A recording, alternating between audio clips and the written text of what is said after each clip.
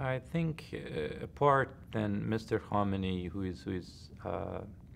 I don't think he can think like any other politician in the world. I think he has this problem of political paranoia, and he see as a battle between good and evil, and the Armageddon of the whole this grandiosity and the whole pack of paranoia.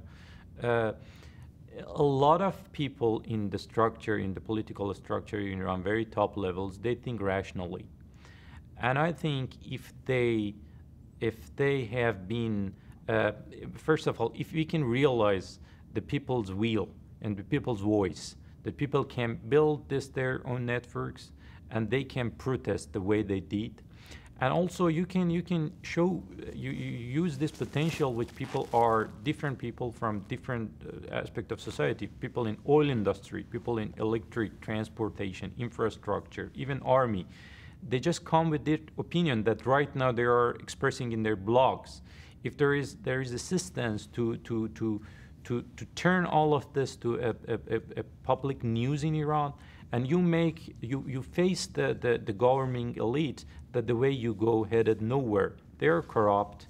They have a lot of private investment in or outside Iran. I think one of the most concern they have is the safety of their investments. If they see the regime is on the verge of collapse, if you can really paint this image for them, they would act probably more rationally. They are more compromise ready. I think Khamenei, like Gaddafi and like many others, will keep on the last moment. He's not ready to compromise anyhow, because he doesn't see, he doesn't understand, as we read the politics, he doesn't understand the balance of power and stuff. You say, I have a Messiah mission, I have been born for that, and one day I would like to stand against the whole evil, and I will win. This was the case with Slobodan Milosevic. This is the case with Gaddafi or Saddam Hussein. But Khamenei is not alone.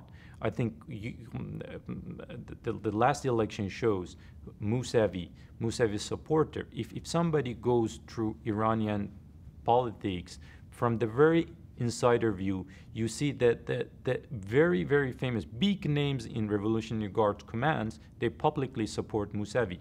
So you have to see where this breach started, where it comes from, where the first separation in KGB happened.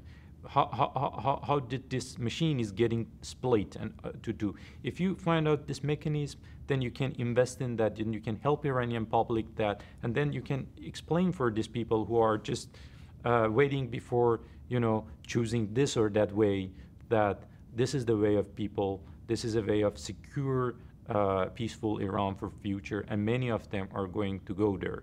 And then the Khamenei and his supporter, the circle will be narrow, and at the end, he will be lonely there.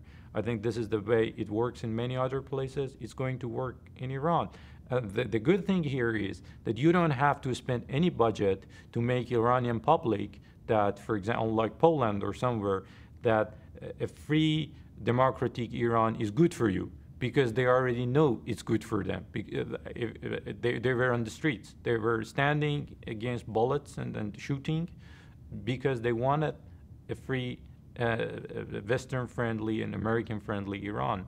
I think that even people who are not from politics, they saw it on ABC News, they saw it on CNN. Iranian girl, 16 years old, is beating and defending herself with the hand against a very well-equipped army officer.